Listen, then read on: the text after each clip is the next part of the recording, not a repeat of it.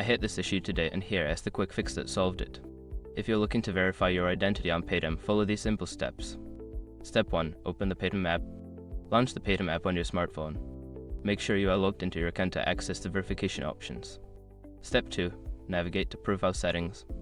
Tap on your profile icon, usually located in the top left corner of the home screen. This will take you to your account settings. Step 3. Select Verify Identity.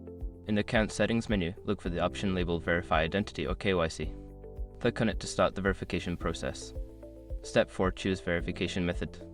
You will be prompted to select a verification method, such as Aadhaar-based or PAN-based verification. Choose the one that suits you best. Step 5. Complete the verification. Follow the on-screen instructions to complete the verification. This may involve entering your details or scanning your ID. Make sure to have your documents ready. Remember, if you choose Aadhaar verification, ensure that your Aadhaar card is linked to your mobile number for OTP verification. I hope this guide helps you get your identity verified on Paytm easily. If you have any questions, feel free to ask.